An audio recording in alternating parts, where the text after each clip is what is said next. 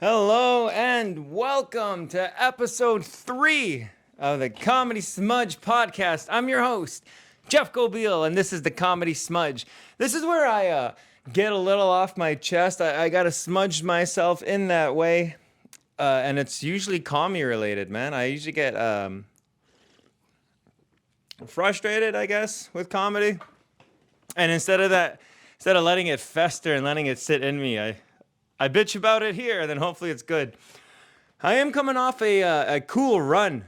I was at the Fringe Festival here in Winnipeg. I did the comedy. Oh, it's right here. The Crown Witness is a stand-up comedian. Really well received. Standing ovation each night. Thank you to everyone who came out. It was a lot of fun. It wasn't the original vision, though. By the end, the show was mainly a drama. There was very minimal stand-up, but it turned out really well. It was very... a lot of people kept throwing around the word cathartic. And I'm like, does that mean like processing through the body? Like, I didn't really get it. I'm doing a thing where I don't want to Google the word. I kind of want to take context clues and put it out into the world until it comes back to me and I learn what does cathartic mean. Because was it cathartic?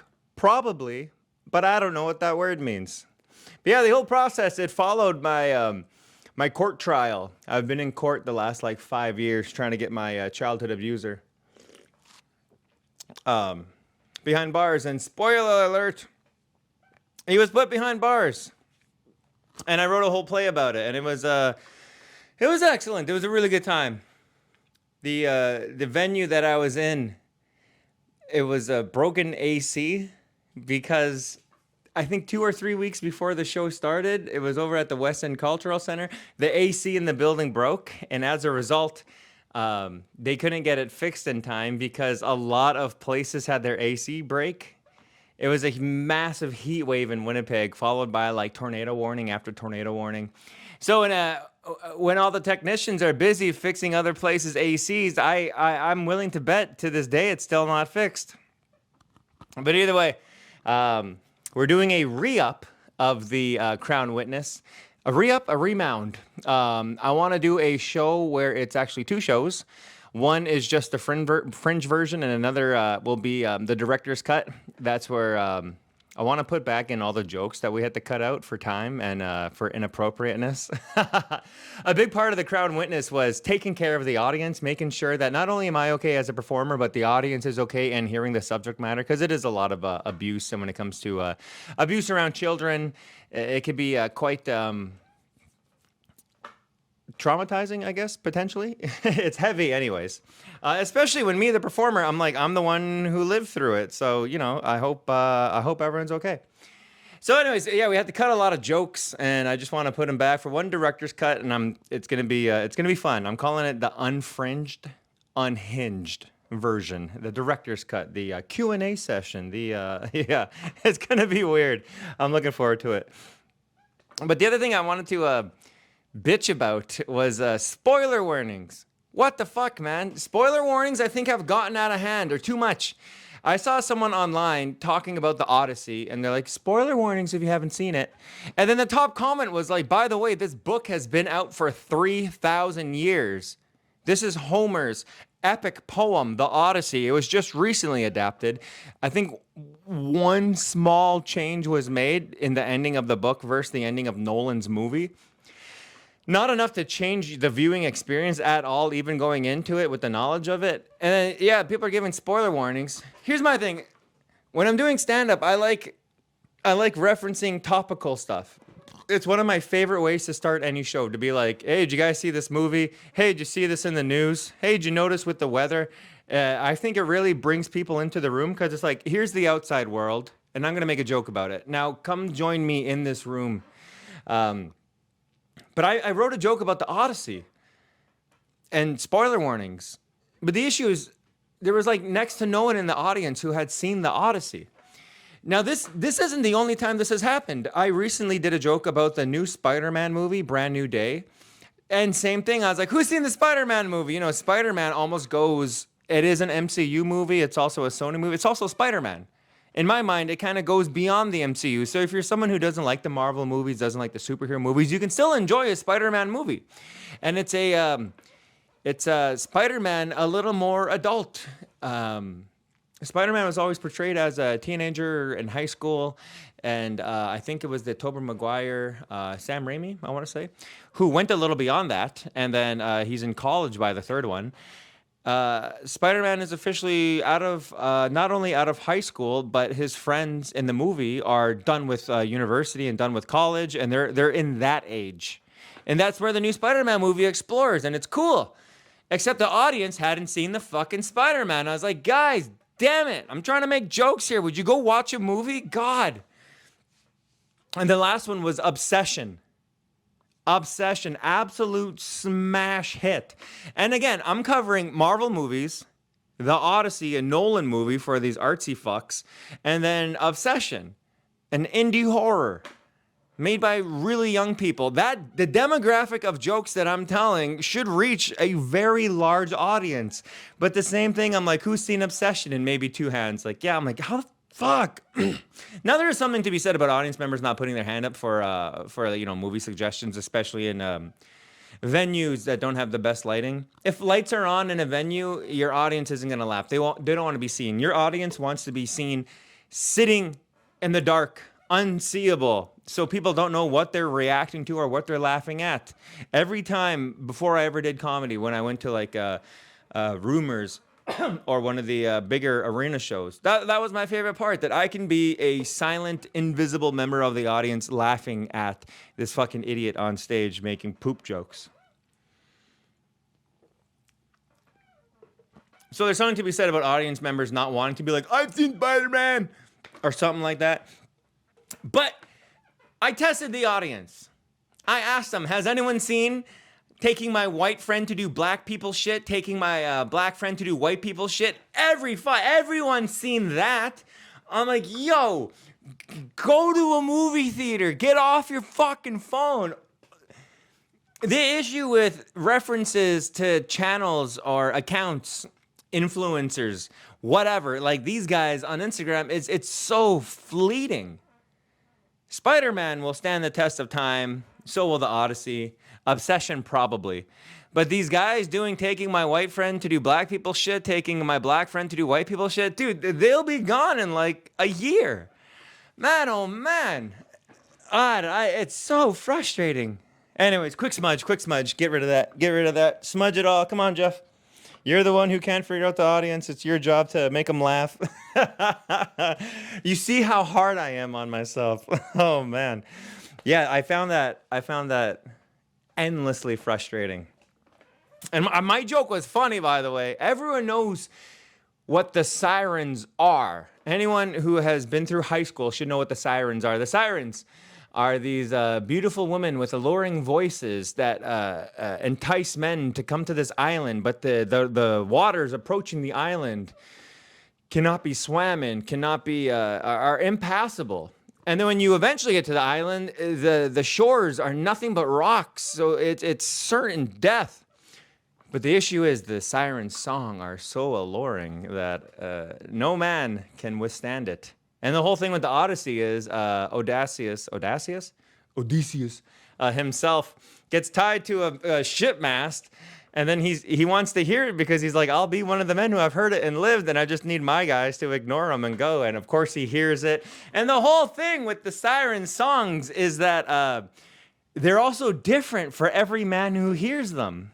And Odysseus tries to sum it up. He's like, it's all the promises of things I didn't know I wanted, and the promise of getting returned things I didn't even know I had.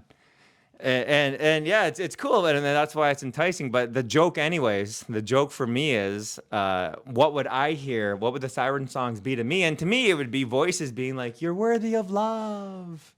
Come to the island, you're worthy of love. You don't have to fight for attention, Jeff. We got $20. Let's go. And I thought that was so unbelievably funny. I haven't got any audience to laugh at that. And then I'm tied to the ship mast like, like, tell me that's not funny. You tell me that's not funny. God damn it. Homer's epic poem. It didn't even rhyme once. Homer. He's not a poet. Giant ass. You're telling me I can take one of the novels on that bookshelf and be like, it's actually a book of poems. You just don't get it. But Jeff, it was written in verse. Anyways, I also had a really cool time. Maybe the smudging works. One of my greatest fears in stand-up is being put on the spot. I'm not the biggest crowd work comedian. I can hop in the audience and work to find the funny. It's just I'm one of those people, one of those comics who just don't care to. I've never saw the appeal. I would rather make the room laugh over something that I have written or said, but I also understand sometimes if there's a disruption, you got to abandon your set to save the show, especially if you're the host, and I do a lot of hosting. So I'm not the biggest crowd work guy. But my biggest fear when it comes to stand-up, at least it was, is bucket shows. For those who don't know, audience members can write prompts on slips of paper and put it into this bucket. And then comics, while they're on stage, will do their jokes. I'm Jeff Gobeil. You ever smudge your house down to make the Wi-Fi work again? Hey, let's go into the bucket. And you pull out a suggestion. And I was put on a show on Friday. I didn't know it was a bucket show. I even checked the group chat to confirm, and it never said bucket show on it. But when I checked the Instagram, it says, bucket show first Fridays. And I was like, uh-oh, maybe I'm the one who misunderstood. But anyways, I'm on stage, and I'm put on the spot for this damn bucket show, and it actually went really, really well.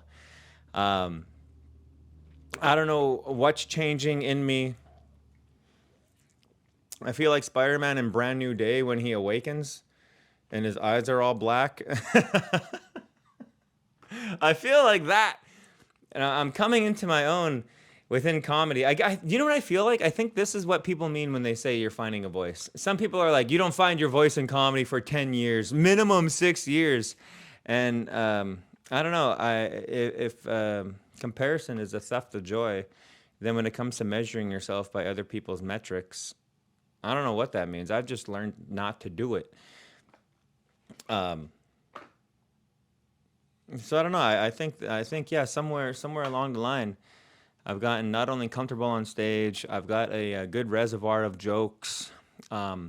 Before I even started stand-up, I had listened to Norm Macdonald, and I had really heard on one of his podcasts, or one of his interviews, I think.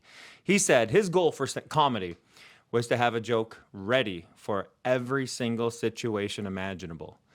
And I thought, I see the vision. I completely agree. I see why you would want that, and I see that it's also achievable. 100%. That is something you can accomplish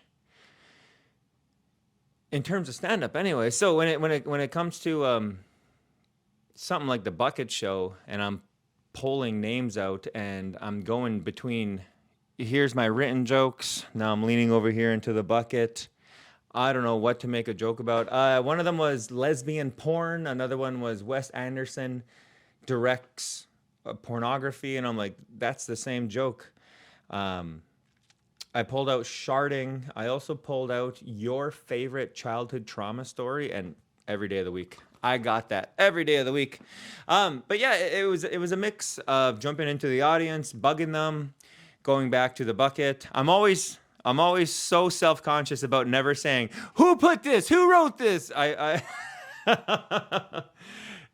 me, it's so obvious that you're trying to think of a joke when you're like, sharding? Oh, who wrote sharding? And you're like, I got nothing for sharding. So I was so conscientious of myself not to say that to them. Who wrote this? It was so, yeah, anyways. It went well. Not only did I go long, I got to watch a couple other comics who are fantastic at stuff like that. Mike Green, when it comes to crowd work, just seems to be unmatched. And then E-Man, with his ability to not only pull bucket pulls, but to just riff on the spot, was immaculate. And I forget sometimes, I'm one who thrives under pressure and in chaos. And I haven't been around pros like that in a little while, because I've been away for the Fringe show, and I've also comedy tends to die in the summertime a little bit, so we don't really come back into the regular comedy season until like late September. It feels like a lot of times.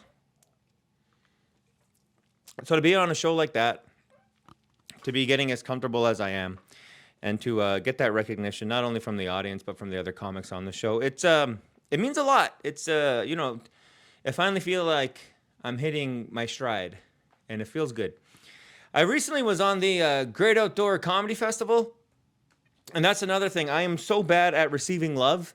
Um, I was kind of talking it down a little bit, being like, "Oh, it's just a native initiative. That's the only reason I was on it." But I mean, when I was on the stage, 3 jokes in a row not only got big laughs but applause breaks. I wish I had it recorded, and I was like, "Guys, I'm actually fucking up. Like I'm screwing these jokes up."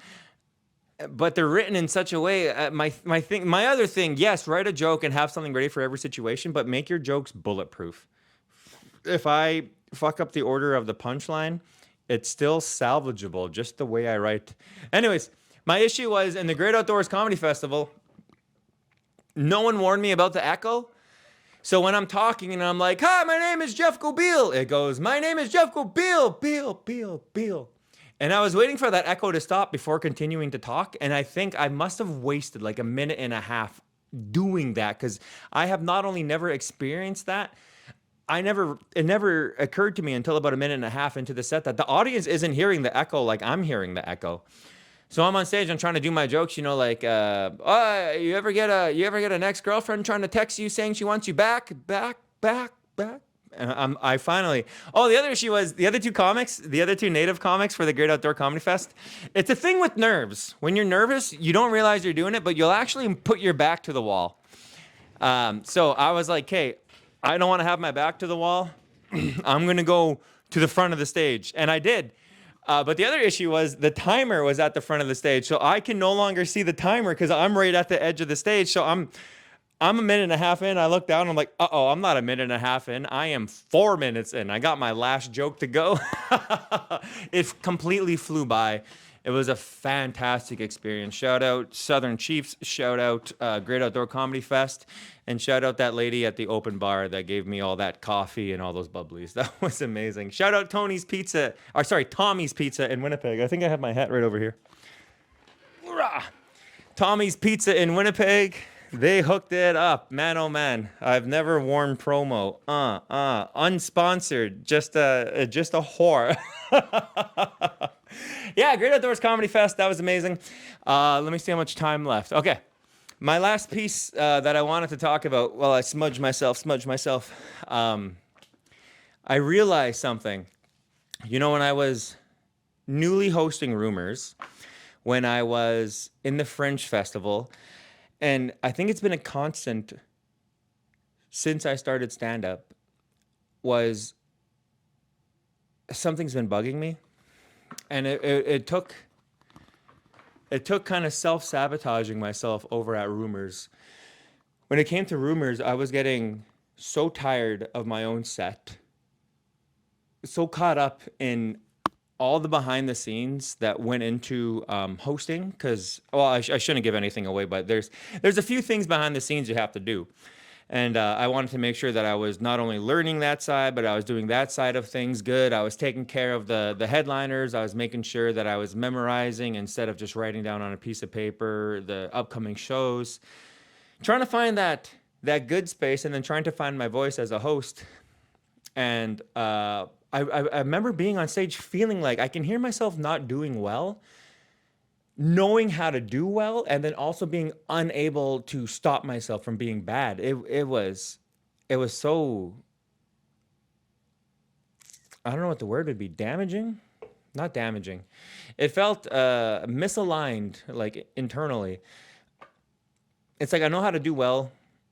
I can host, but I'm not doing it. But it feels like I'm not doing it on purpose. Something's wrong. Something in me doesn't want this stage yet. Because there was something below the surface still irking me, still pining at me. And I realized what it was thanks to the Fringe Festival. Since starting comedy, I have gotten above positive, like extremely positive feedback just about every step of the way in everything I have put myself towards. And I realized after the Fringe Festival, every single show I did had a standing ovation. And then 3 shows in, it finally clicked. I know what I'm struggling with. It's the positivity. It's the feedback. I am someone who my entire life has flown under the radar for safety reasons, for survival reasons, not wanting to be noticed, but also wanting to be good and excel. I want to display my abilities and do well, but I don't want you praising me for doing that. I like the laughter of doing stand up, but when you get off stage and someone corners you and they're telling you, I had one person tell me, like, you saved my life. I found your channel on YouTube. I actually sought you out by coming here to Rumors to find you and to say hi. And I was so uncomfortable, not because of that level of praise and, what they're essentially kind of putting on me, but it's the approval, it's the praise, it's the love. What the hell? I'm so bad at that part.